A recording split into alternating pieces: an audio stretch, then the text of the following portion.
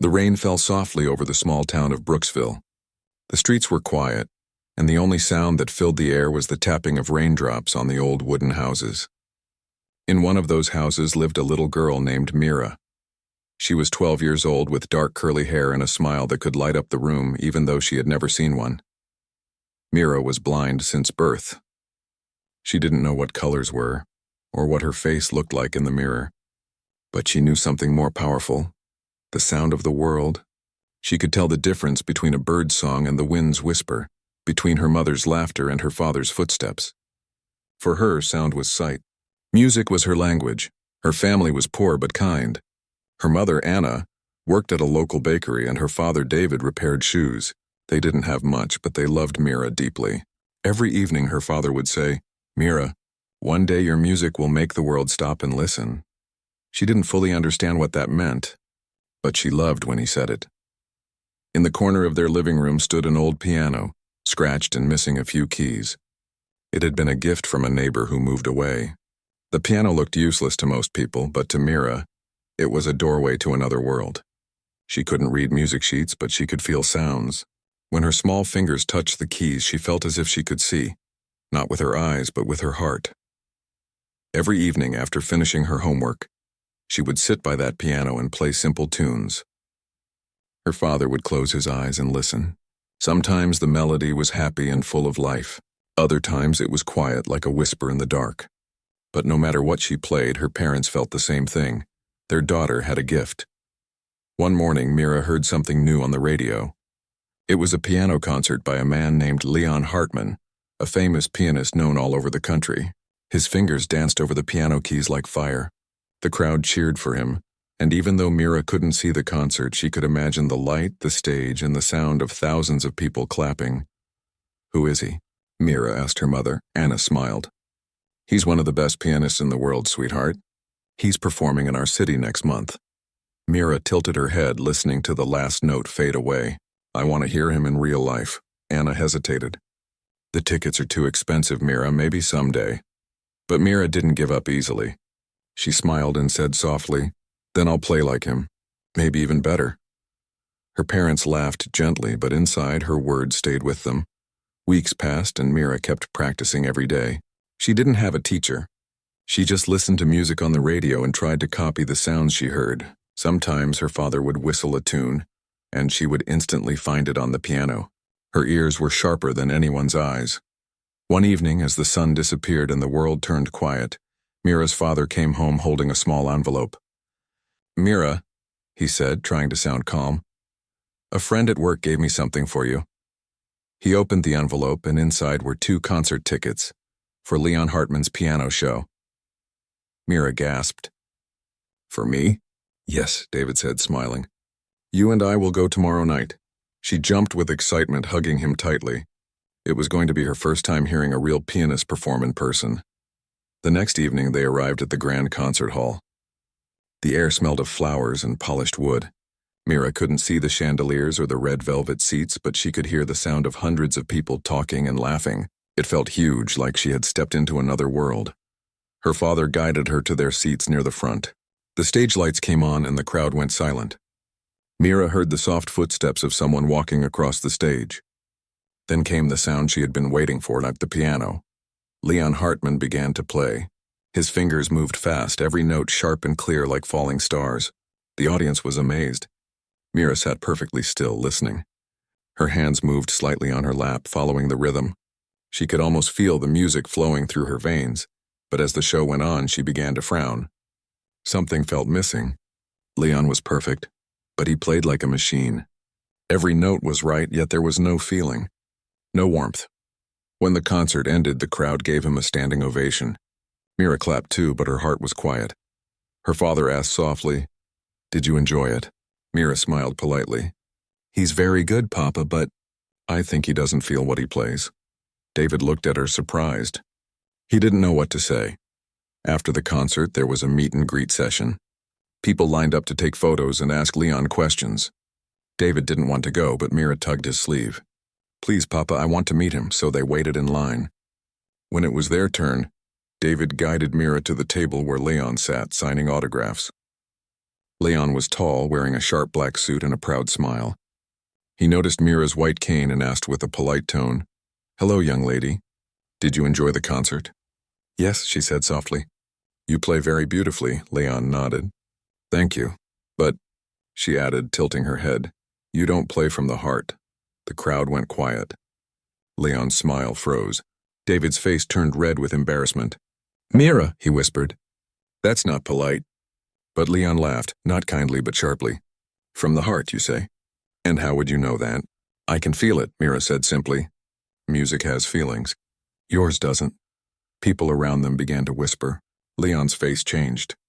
He forced a smile and said, "Well, maybe you can show me how it's done." David tried to apologize, but Leon stood up and gestured to the piano on the side of the hall. "Go ahead, little girl. Let's hear you play," the crowd murmured. Some people smiled, thinking it would be funny. Others looked uncomfortable.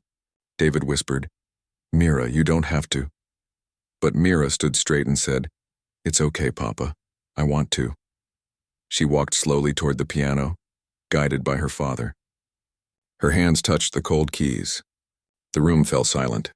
Even Leon crossed his arms, waiting. For a moment, Mira didn't move. Then she took a deep breath and began to play.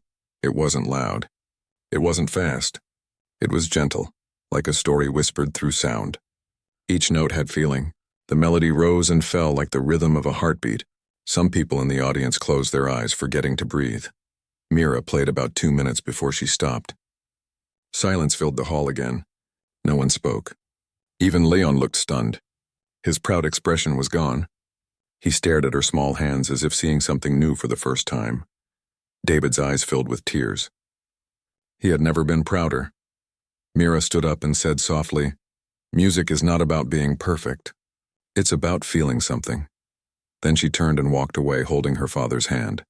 The crowd slowly began to clap, first softly, then louder, until the entire hall echoed with applause. Mira didn't see it, but she could hear it, and that was enough. Leon didn't clap. He just stood there frozen. He had been playing for fame. She played for love.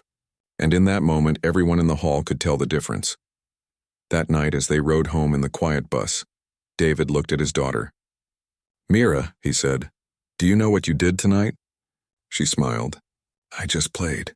"No," he said softly. "You opened hearts." She leaned against his shoulder, tired but happy. "Papa, do you think he'll remember me?" David smiled. "Oh, yes. He'll never forget you." As the bus rolled through the dark streets, Mira hummed the melody she had played, a song that would soon travel farther than she could ever imagine. Because that night, someone in the audience had recorded her performance, and by morning the whole world would be talking about the blind girl who made a famous pianist speechless. Time passed slowly inside the walls of Grayfield Prison. Days turned into months and months into years. The world outside moved on, but inside everything stayed the same. Clara woke up every morning before sunrise. She made her bed neatly, said a short prayer, and helped in the prison kitchen. The other women respected her because she never complained, never argued, and always smiled. She had no family to visit her, no husband waiting, no children of her own. But in her heart she carried the memory of 4 faces: Marcus, Tom, Lily, and June. Each time she closed her eyes, she saw them sitting at her kitchen table, eating pancakes and laughing. That memory gave her strength. Sometimes the guards would notice her quiet smile and ask, "What are you thinking about, Clara?" She would answer softly, "Just about my kids." They didn't know what she meant, but she did. Those children were her family. They were her reason to keep breathing. Outside those prison walls, life was not easy for the children she had raised. Marcus was now in his 20s. He worked 2 jobs, one at a small repair shop and another at a gas station. He rarely smiled. His eyes had grown tired, but his heart still held one dream: to free Clara. Tom had learned to fix cars and machines. He was clever with his hands and had opened a small repair shop in town. He kept a small photo of Clara on his workbench right next to his tools. Whenever life got hard, he would look at her face and remind himself of everything she had taught him. Work hard. Be honest, keep faith. Lily had become a nurse. Her gentle nature made her perfect for helping others. Many of her patients said her touch reminded them of a mother's care. And in her heart, she always thought of Clara when she comforted someone. June, the youngest, had grown into a bright young woman. She went to college with the help of scholarships. Her teachers often said she had a heart full of hope. She studied law, not for fame or money, but because she wanted to understand what had gone wrong with Clara's case. She wanted to fix it. One evening, the four of them met at Marcus's small apartment. The air was filled with quiet determination. Marcus placed a box on the table. It was old and dusty, filled with papers, newspaper clippings, and notes. "This is everything I've collected about Clara's case," he said. "Old court records, statements, police reports. But I don't understand half of it." June reached for one paper. "I've been studying something like this," she said. "If we go through it carefully, we might find something that was missed." Tom leaned back in his chair. "You really think we can fix what the system broke?" Marcus looked at him firmly. "We owe her that, Tom. She gave up everything for us. We can't just live our lives and forget her." Lily wiped her eyes. "I still remember her smile when she gave us food that night. She didn't even know us, but she took us in. Nobody else would have done that. If there's even a small chance we can help her, we have to try." Silence filled the room for a moment. Then Marcus said quietly, "It's time." Over the next few weeks, they worked every night after their jobs and classes. June read through the case documents carefully. She noticed things that didn't make sense: missing reports, wrong dates, witnesses who had changed their stories. Tom used his connections in town to find people who remembered Clara's arrest. Many said the case had been rushed, that the police just wanted to close it fast. Lily talked to a local pastor who helped them reach a retired lawyer named Mr. Evans. He was in his 70s, kind but sharp-minded. When they told him about Clara, he listened quietly. After a long pause, he said, "I remember that case. It never sat right with me." He looked at the papers they brought. "If you kids are serious about this, I'll help you. But you need to be ready. The system doesn't like to admit mistakes." Marcus nodded. "We're ready. We've been ready for 20 years. Meanwhile, inside Grayfield Prison, Clara began receiving letters. At first, they came once a month, then more often. They were from her children. They told her about their lives, their work, their dreams. They never stopped calling her Mama Clara. One letter from June said, "Mama, we're looking into your case. I'm studying law and I believe we'll find something soon. Please don't lose hope. You told us once that truth always wins. We believe that." Clara cried when she read it. She folded the letter carefully and kept it close to her heart. Every night she prayed for them, not for her freedom but for their happiness. Still, deep inside, she wondered if she would ever see them again. Months turned into a year. The four children, now adults, kept digging deeper. One rainy afternoon, June was sitting in the library, surrounded by files. She suddenly noticed something strange. A key witness in Clara's case had given 2 different statements, but the second one was missing from the official records. She rushed to Marcus's house. "Look at this," she said, her voice trembling. "This witness changed his story years later. He said the police pressured him to lie." Marcus's eyes widened. "Are you sure?"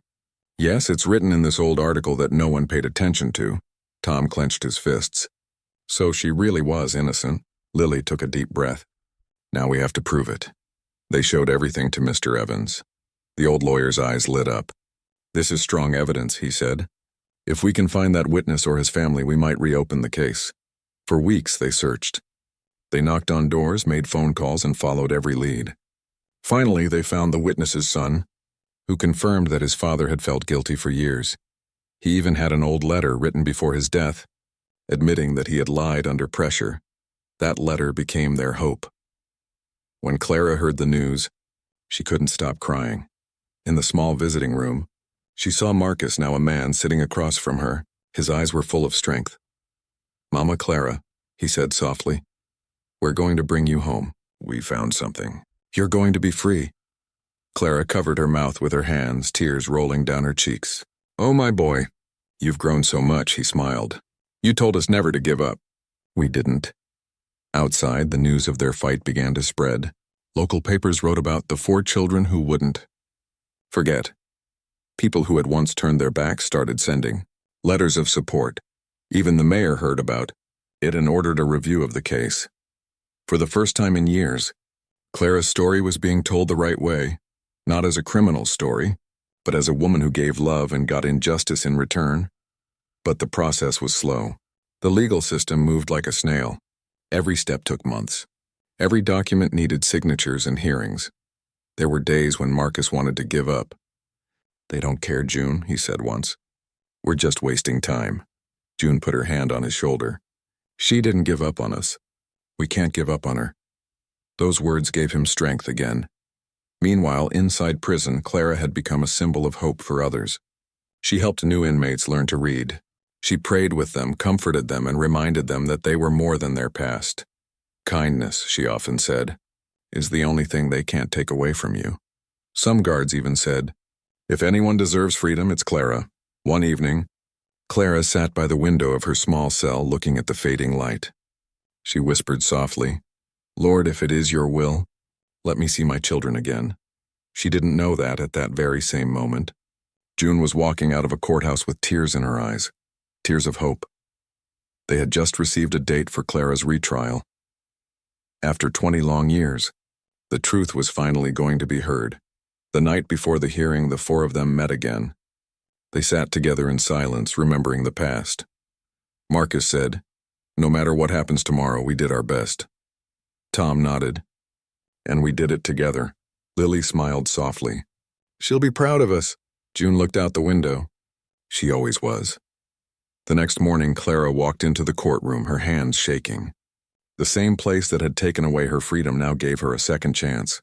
When she looked up, she saw them, her 4 children sitting in the front row, their eyes filled with love and pride. For a moment, everything else disappeared. The years, the pain, the walls, none of it mattered. She smiled. They smiled back. The fight for justice had begun again, but this time she was not alone. The morning of the retrial was quiet but heavy with emotion. Clouds hung low, and the air felt cool and still, as if the world was waiting for something important to happen. Inside the courthouse, people filled the seats slowly. Reporters held notepads, lawyers adjusted their papers, and cameras clicked from a distance. This wasn't just another case. It was the story of a woman who had lost 20 years of her life, and of 4 children who never stopped believing in her. Clara sat quietly at the front, her hands folded in her lap. She wore a simple beige dress, her hair neatly tied back.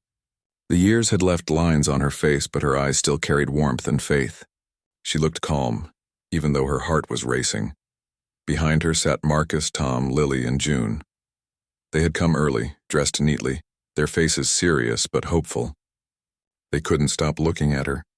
It had been 2 decades since they last saw her outside of prison glass, and now she was here, so close yet still surrounded by uncertainty. When Clara turned and met their eyes, she smiled softly. That one smile filled them with courage. The judge entered, and everyone stood. As the retrial began, the courtroom filled with quiet tension.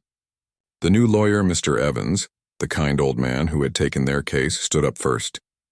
He spoke with steady confidence. "Your Honor," he said, "we are here today not to argue about guilt, but to reveal a truth that was buried 20 years ago. A woman's life was taken from her because of mistakes and lies. We are here to set that right." Clara watched him speak and felt tears rise in her eyes. She wasn't angry. She wasn't bitter. She just wanted the truth to be known. The prosecutor spoke next, trying to defend the old case. But even his voice sounded unsure. Too much time had passed, and too many new facts had come to light. June had spent nights preparing the files and organizing every document they had found. When it was time to present evidence, she walked to the front holding a folder.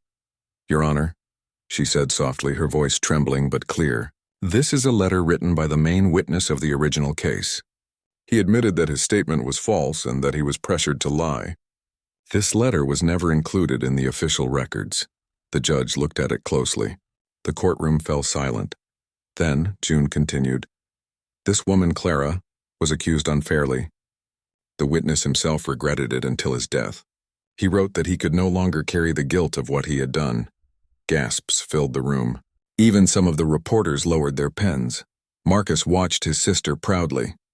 She was brave, braver than any of them could have imagined. The prosecutor tried to question the letter's authenticity, but Mr. Evans stood up calmly. "Your Honor, We have verified the handwriting through a professional examiner, and we have the testimony of the witness's son confirming its truth. We also found police records showing missing pages from the original case file, pages that were never explained. The judge looked thoughtful. Please continue. One by one, new pieces of evidence were shown, old photographs, signed papers, and reports that had been ignored 20 years ago. The courtroom that once judged Clara now listened in silence. During a short break, Clara sat quietly, her hands trembling slightly. Marcus walked over to her. "Mama Clara," he said softly, using the name that had stayed with them since childhood. "You're doing great. We're almost there." She looked at him, her eyes glistening. "You've all grown so much." "I can't believe it," Tom smiled. "You told us to never lose faith." "We just followed your words." Clara held his hand gently. "I prayed every night for you. Even when I didn't know where you were, I prayed that you'd find happiness. And now, seeing you all here, that's already a miracle." June leaned in and whispered, "The truth will win, Mama, it always does." When the session continued, the defense called one last witness, a retired police officer who had worked on the original case. His hair was gray now, his face lined with age. He walked slowly to the stand. Mr. Evans asked him, "Do you remember the case involving Clara James?" The officer sighed deeply. "Yes, I remember. Do you believe justice was done?" The man hesitated, then shook his head. "No, I knew something wasn't right back then. Orders came from higher up to close the case quickly. We were told not to ask questions." Murmurs spread through the courtroom. The judge raised his hand to quiet the crowd. The officer continued, "I regret staying silent all these years. That woman didn't deserve what happened to her." Clara closed her eyes as tears slipped down her cheeks. She had waited so long to hear those words, to be seen not as a criminal but as a human being. Her children wept quietly in their seats. For years they had carried her pain like their own. Now piece by piece that weight was being lifted. By the end of the day the courtroom felt different. It wasn't just a legal battle anymore. It was a story of faith, love, and redemption. When the final arguments were made, Mr. Evans said softly, "Your Honor, this woman gave her life to care for others. She opened her home to children who had no one. And while she was giving, the world took everything from her. Yet she never turned bitter. She never lost her grace. If justice means anything at all, it means giving this woman her freedom back." His words hung in the air like a prayer. The judge looked thoughtful and said, "Court will reconvene tomorrow for the final decision." That night, none of them could sleep. Marcus paced the small motel room they had rented. "What if they don't believe us?" he said quietly. "What if it's not enough?" Lily placed her hand on his shoulder. "We've come too far to doubt now." June was sitting by the window, looking at the stars. "Do you think she's scared?" Tom answered, "Maybe, but she's also the strongest person we know." They sat in silence for a while. Then Marcus said softly, "Tomorrow everything changes." In her prison cell, Clara lay awake too. The moonlight slipped through the bars, painting silver lines on the floor. She thought about her life, the laundry shop, the night she found the children, the laughter in her little blue house. She whispered, "If this is the end of my journey, I'm thankful. I got to love them." That was enough. She closed her eyes and dreamed of home. The smell of pancakes, the sound of laughter, the warmth of tiny hands. The next morning, the courthouse was packed. People who didn't even know Clara came to watch. They wanted to see if goodness could finally win. The judge entered. Everyone stood. "Please be seated," he said. He looked down at the papers in front of him, then at Clara. His voice was calm but carried weight. After reviewing the new evidence, the court finds that serious errors occurred during the original investigation. The main witness's false statement, missing records, and new testimony proved that the conviction was unjust. The courtroom fell completely silent. The judge paused, then spoke the words everyone had been praying to hear. "Clara James, you are hereby declared innocent of all charges. You are free to go." For a second, no one moved. Then Lily gasped and June began to cry. Tom covered his face with his hands and Marcus just stared, unable to speak. Clara sat still, tears streaming down her face. She pressed her hands together, whispering a prayer of gratitude. When the guard came to remove her handcuffs, the room erupted in quiet sobs and soft applause. Even the judge looked moved. Clara turned and looked at her children, the 4 souls she had once saved who had now saved her. They ran to her, and she opened her arms wide. For the first time in 20 years, she held them close. The embrace was silent but full of meaning. Pain, joy, forgiveness, and love, all in one moment. "My babies," she whispered. "You did it?" Marcus held her tighter. "No, Mama Clara, you did. You never gave up on us. We just returned the love you gave." Outside the courthouse, the sun finally broke through the clouds. Reporters tried to ask questions, but Clara didn't stop to speak. She just wanted to feel the sunlight on her skin again, to breathe free air. She lifted her face toward the sky and whispered, "Thank you." June walked beside her, smiling through tears. "It's over, Mama." Clara nodded slowly. "No, child. It's not over, it's a new beginning." Later that evening, they all went back to the old blue house on Maple Street. The paint was still chipped, the porch still creaked, but it was home. Clara stepped inside and touched the wall gently. "It smells the same," she said softly. "Like memories," Tom laughed. "We fixed the heater, Mama. It actually works now." Lily opened a box on the table. Inside were old photos, pictures of them as kids, drawings they'd made for her years ago. Clara looked at them and smiled, tears in her eyes. "You kept everything," Marcus nodded. "You kept us first. We had to keep something of you." That night they sat around the table eating together like they used to. There was laughter, stories, and peace. For the first time in 20 years, Clara slept in her own bed, under the same roof as her children. The world outside kept moving, but inside that little blue house, time stood still. Love had won. And though life had been cruel at times, it could also be kind, especially to those who never stopped believing in goodness. The first morning after Clara's release was quiet but full of new beginnings. Sunlight spilled into the small blue house on Maple Street, warming the worn wooden floor and filling the rooms with a feeling of hope. Clara stood by the window, her hands clasped together, breathing deeply. After 20 years of waiting, she was free. And for the first time in decades, the world felt full of possibilities. Her children, Marcus, Tom, Lily, and June, bustled around the house. Marcus was in the kitchen, making pancakes just like old times. Tom fixed a leaky faucet, humming a tune he had learned as a boy. Lily arranged flowers on the table, smiling at Clara, while June unpacked boxes filled with papers, books, and letters that they had saved from years past. Clara smiled at them, feeling a warmth she hadn't felt in decades. "You all look wonderful," she said softly. "You're home, Mama," Marcus said, his voice steady but emotional. "That's all that matters." Clara's eyes filled with tears. "No, my babies," she said. "We're all home. That's what matters." In the days that followed, Clara began the slow process of rebuilding her life. She returned to the little laundry shop she had once worked at, not to make money, but to reconnect with the community she had once been part of. People who remembered her greeted her warmly. Many apologized for doubting her, for whispering behind her back, for believing in the wrong story. Clara forgave them all. Forgiveness had always been her strength. She knew that anger could never heal the past, but love could build a future. At home, she transformed the little blue house into a place of joy again. Marcus helped her repair broken furniture, Tom fixed the plumbing, and Lily cleaned and organized every room with care. June set up a small study area for Clara, filled with books and papers, so she could finally learn some things she had missed while imprisoned. It was hard work, but every step felt like a gift. One afternoon, Clara decided to go for a walk through the neighborhood. People stared as she passed, many of them smiling, some even waving. Children ran past her on the sidewalks, and she felt a sense of life and energy she hadn't felt in 20 years. She stopped at the corner where she had first found the 4 children all those years ago. The old grocery store was gone, replaced by a small cafe. Clara smiled softly, remembering the fear in the children's eyes and the cold night that had brought them together. "They needed me then," she whispered to herself, "and I needed them too."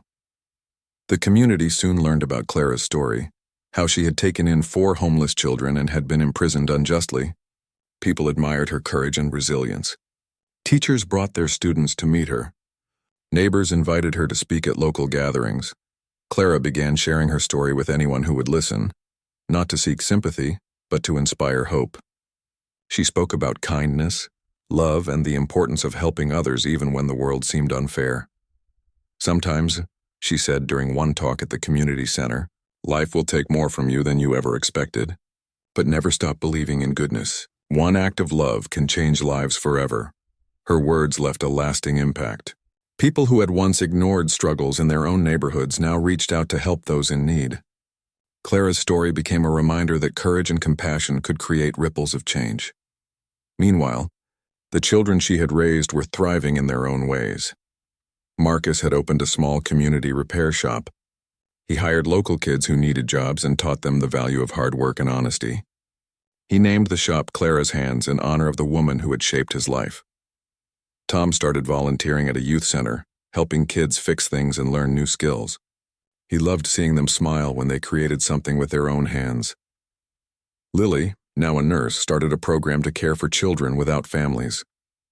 She often shared stories of Clara's love and compassion, encouraging children to believe that kindness could change their lives. June became a lawyer specializing in helping wrongfully accused people. She often told clients about her mother's story, inspiring them to keep fighting, no matter how hopeless the situation seemed. Together they built lives of purpose, always remembering the woman who had given them everything. Clara, too, found new purpose. She started a small foundation to help homeless children and struggling families. It wasn't large or flashy, but it was full of heart. She would often invite local children to her home, feed them, and teach them skills she had learned over the years. One rainy afternoon, a young boy arrived at her door. He reminded her of Marcus when he was a child, shy, scared, and unsure of the world. Clara knelt down, smiled warmly, and said, "Don't worry, little one. You're safe here." The boy hesitated, then slowly walked inside. Clara felt a familiar warmth in her heart. She realized that her journey had come full circle. The love she had given 20 years ago was now being shared again. Life wasn't perfect, of course. Clara still struggled with the years she had lost. Sometimes she would sit alone, thinking about the time that could never be recovered, but she didn't dwell on it. Instead, she focused on the present, the laughter in her house, the warmth of her children, and the smiles of the children she now helped. Her nights were quieter than before, filled with peaceful sleep. For the first time in decades, she no longer woke up in fear. Instead, she woke up with hope. One evening, the family gathered for dinner in the small blue house. The table was full of food, laughter, and stories. Marcus shared a funny memory from his repair shop. Tom talked about a child he had helped that day. Lily told a story about a patient who had smiled for the first time in weeks. June shared news about a legal case that had been won because of her mother's inspiration. Clara listened, smiling, feeling her heart full. She looked around at the 4 people she had once held as children and now saw them as adults. They had grown into kind, strong, and compassionate individuals. Carrying the lessons she had taught them, she whispered quietly, "I am proud of you all." Marcus looked at her and said, "We're proud of you too. Mama Clara, you showed us what it means to love." Months turned into years, and the blue house on Maple Street became a place of hope for the community. Children who had no one could always find a meal, a smile, and a safe place to sleep. Clara and her children worked together, teaching, helping, and inspiring everyone around them. The story of the woman who had been imprisoned unjustly spread far and wide. People from neighboring towns came to hear her speak. They marveled at her strength, her resilience, and the way she never stopped loving, even when the world had turned its back on her. Clara's life became a living example that even after great hardship, a person could rebuild, create, and give hope to others. One sunny morning, the children she had once saved gathered around the porch with her. Marcus handed Clara a small handmade plaque. It read, "To Clara James, who taught us the meaning of love, courage, and hope. Your life has changed ours forever." Clara's hands trembled as she took it. Tears filled her eyes. "You always believed in me," she said softly. "Even when I had nothing left. You are my true gift, my greatest joy." June hugged her tightly. "We wouldn't be who we are without you, Mama Clara." Tom laughed softly. "And now we get to show the world what you taught us," Lily smiled. "Yes, Mama. Together we'll keep spreading your love." Clara looked out at the small yard, the flowers in bloom, and the house that had once been her refuge and prison. She realized that life had not only given her back her freedom, but had given her something even more precious, a family bound by love, courage, and unwavering faith in each other. The blue house on Maple Street was no longer just a building. It was a symbol of hope, a place where dreams could be nurtured and where kindness could heal even the deepest wounds. Clara whispered softly to herself, "This is what life is for.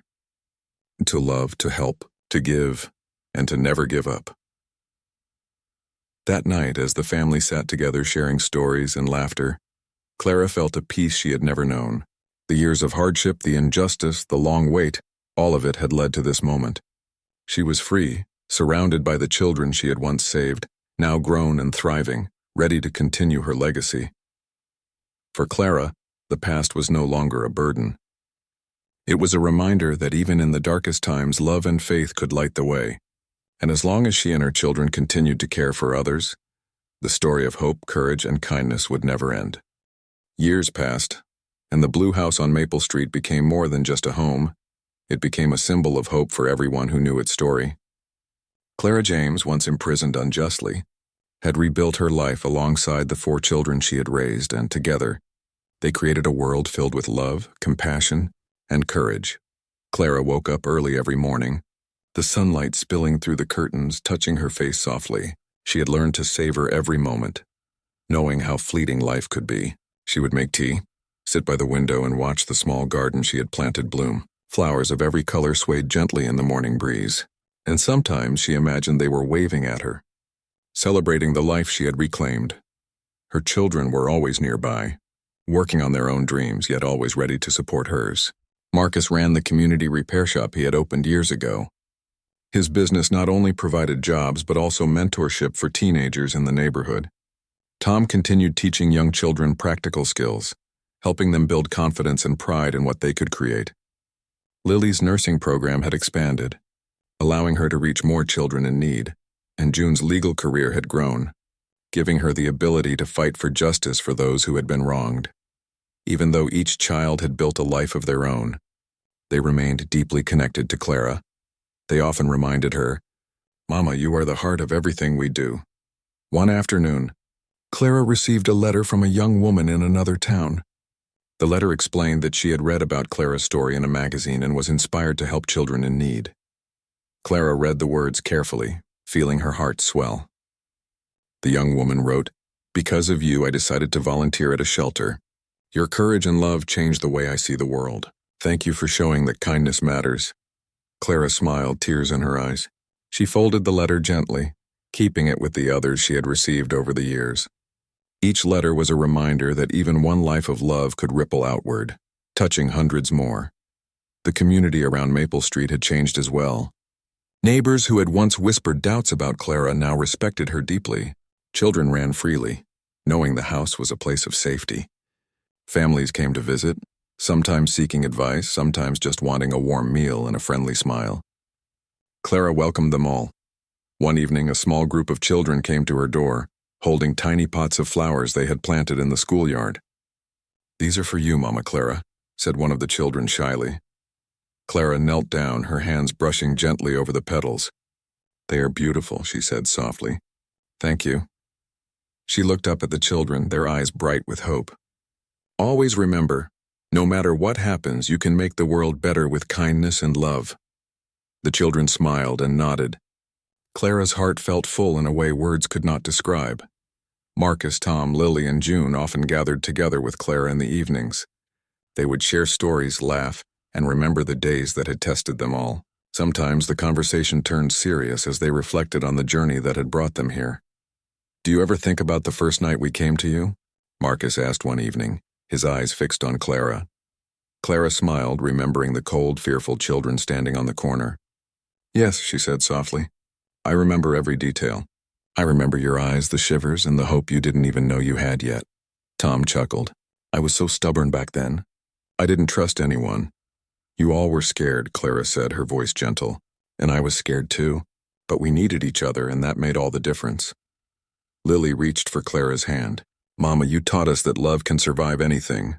That lesson has guided us every day of our lives." June nodded. "And we've used it to help others. Your love didn't end with us, it grew bigger and bigger." Clara's eyes filled with tears. "You've made my heart so proud," she whispered.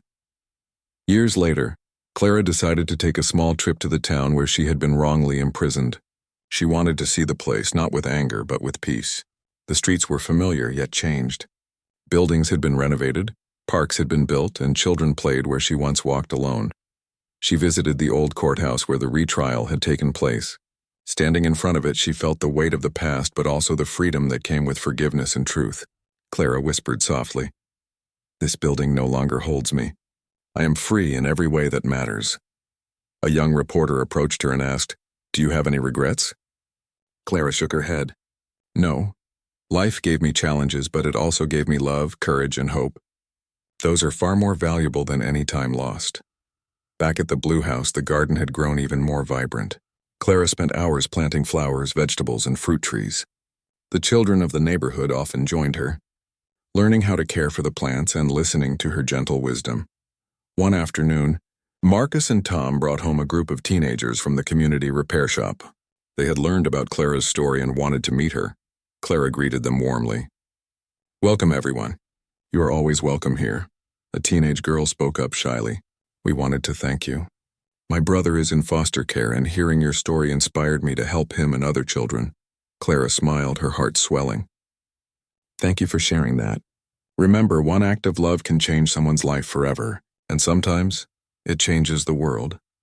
Clara's story continued to inspire people far beyond her neighborhood. Schools invited her to speak. Local charities asked her to guide programs for children. Her foundation grew slowly but steadily, providing food, shelter, and education for children who had nowhere else to turn. Even the 4 children she raised continued to carry her lessons forward. Marcus's repair shop employed dozens of teenagers. Tom's workshops taught valuable life skills. Lily's nursing program reached more children every year.